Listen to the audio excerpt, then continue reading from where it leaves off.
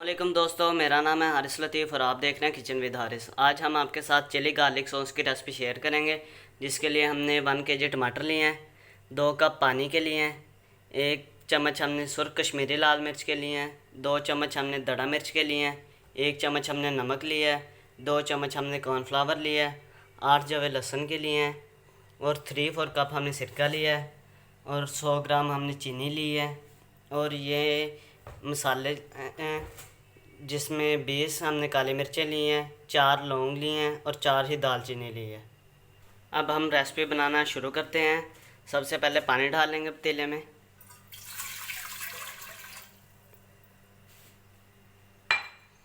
अब टमाटर डालेंगे।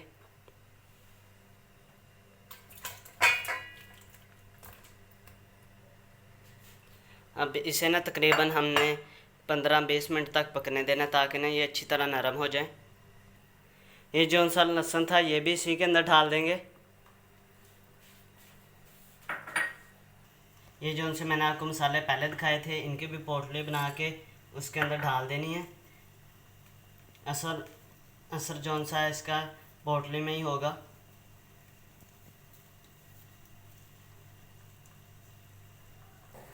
ये इसके अंदर डाल देंगे और ऊपर ढक्कन दे देंगे इसके, और इसे पक लेने देंगे जब तक इसका छिलका अलहदा नहीं होता। तकरीबन 12 मिनट हो गए हम इसे पकाते हुए। ये देखें बिल्कुल अच्छी तरह गल गए। अब हम इसके पोटली निकाल लेंगे।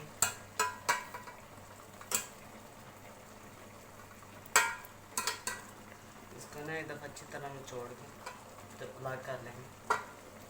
हम इसका फ्लेम बंद कर देंगे और इसे ठंडा हो लेने देंगे। हमारे टमाटर अच्छी तरह ठंडे हो गए हैं। अब हमने इन्हें ग्राइंड कर लेना है। इन्हें जग में डालेंगे।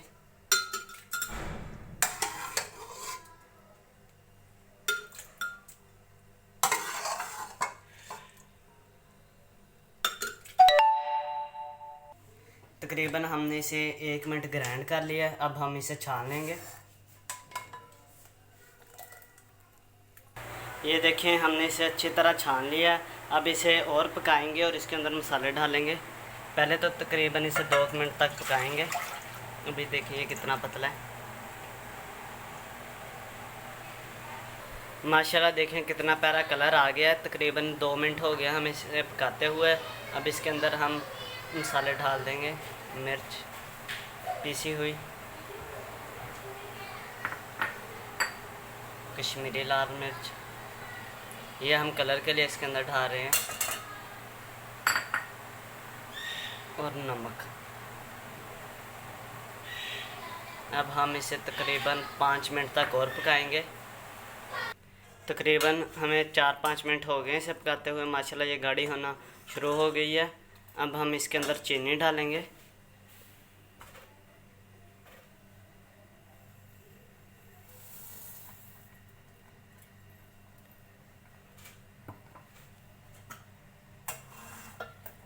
और सिरका भी अभी डाल देंगे।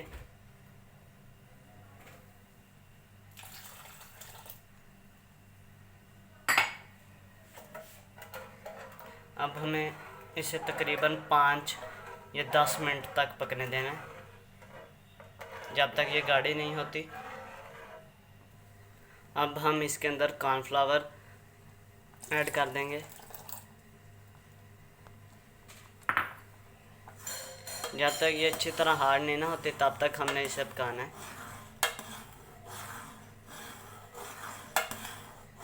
देखिए वैसे काफ़ी हार्ड हो तो गई है।